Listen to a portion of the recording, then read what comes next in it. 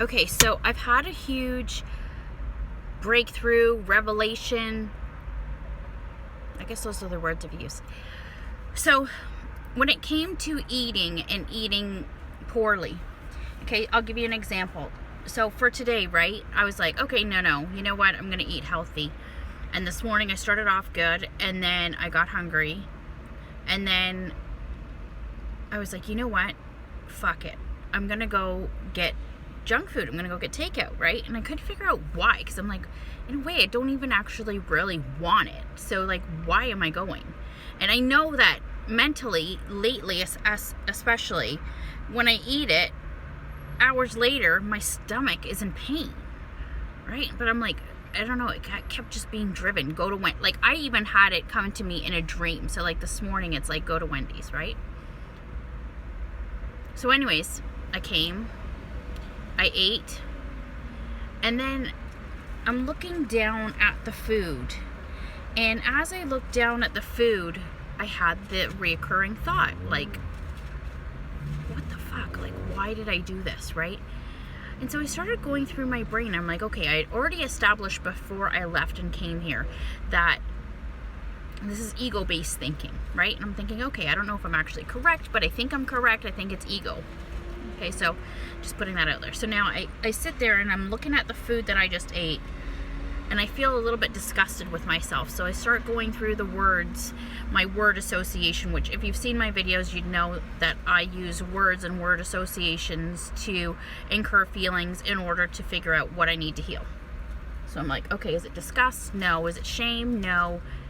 And then it came to the word disappointment. Now, I thought I had healed everything with disappointment, but as you know, healing's like an onion, right? There's multiple layers to it.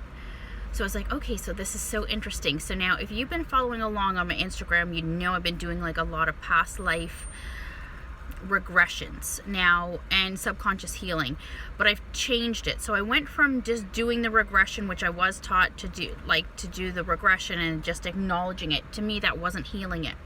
So then I took it one step further, and I would go from the past life regression to the actual healing part of it, which has been good.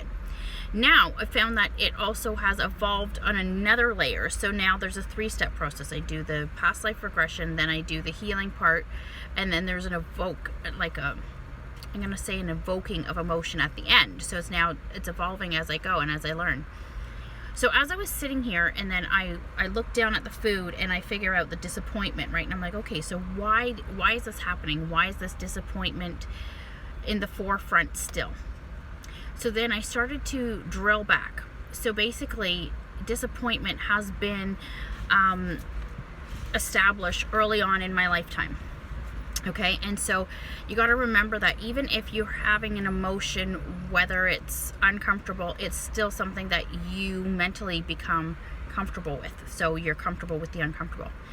So I'm like, okay, so that's interesting. So basically now at this point, I've established that it is disappointment that I've had. I've had it since I was young, and that the ego is leading me to still basically self-sabotage and disappoint myself in order to still keep feeling disappointed, because that's a point of reference from childhood, which is showing me that technically I should be comfortable with the disappointment. So I hope you followed along. I hope you understand what I'm saying. So there could be some patterning.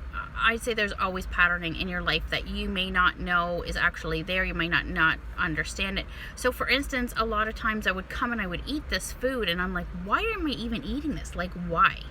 Like, why am I driven to come here? And I couldn't figure it out. And now I've figured it out. It's because my ego is still trying to keep me comfortable in disappointment, because disappointment is what I had as a young child.